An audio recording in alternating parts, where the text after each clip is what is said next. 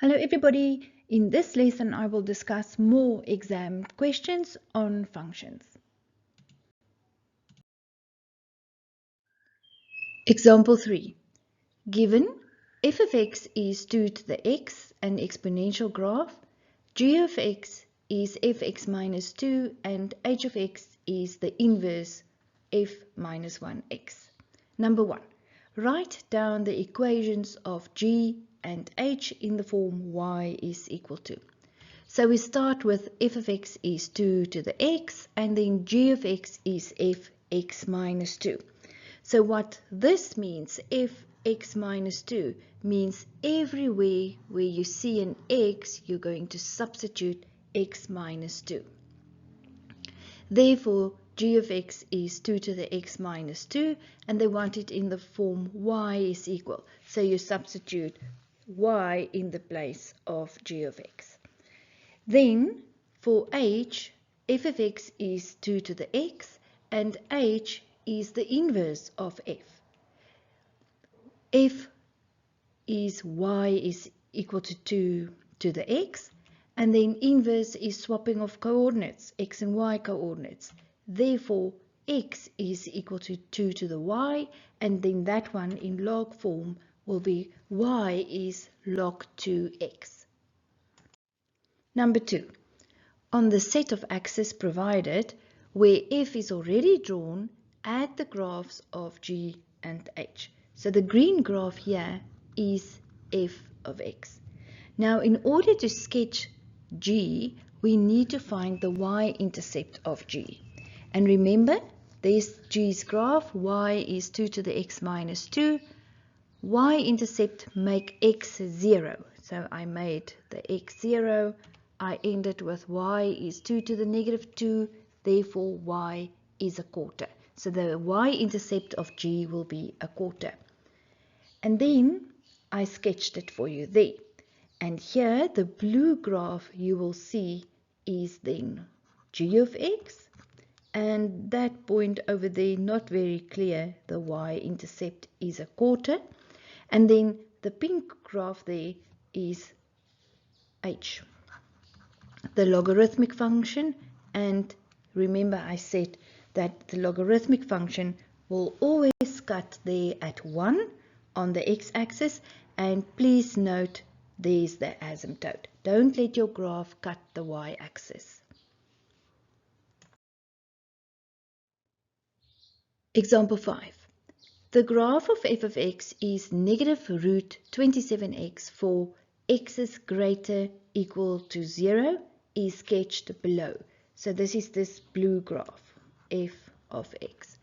The point 3, negative 9 lies on the graph of f. Number 1. Use your graph to determine the values of x for which f of x is greater equal to minus 9. So f of x means y. So if we go to the graph, where is the y's bigger or equal to minus 9? But on which x? Now let's locate that. Can you see? There is your y, negative 9. And it's greater going up to there. So on which x is all of this happening? On 3, because the point there is 3, 9. So our answer is in between 0 and 3. We find that the y is greater equal to minus 9. And then to write between 0 and 3 in maths, you write x is smaller equal to negative, I beg your pardon, x is smaller equal to 3 and x is greater equal to 0. Number 2, give the equation of the inverse of f in the form y is equal to. So when we write down f, it's y is negative root 27x. Inverse is swapping of x and y coordinates, so now it turns into x is equal to negative root 27y. Then let's make y the subject of the formula. So first of all, I got rid of this negative square root by squaring both sides. So therefore its x squared is positive 27y, and the square also got rid of the square root. Then I want this equation in standard form, so I want y as the subject of the formula, and then I divided the 27 away. Therefore, y is equal to 1 over 27x squared, and please note, the original function was for x greater equals 0. Now, this inverse is for x smaller equals 0. Number 3, sketch the inverse. Show at least one point. Therefore, the inverse, I did it for you there, is this purple graph. So this is inverse. Now, show at least one point. There is only one point to show here. We've got the point 3, negative 9. Therefore, we can now say it's the point negative 9, 3, because inverse is swapping of x and y coordinates.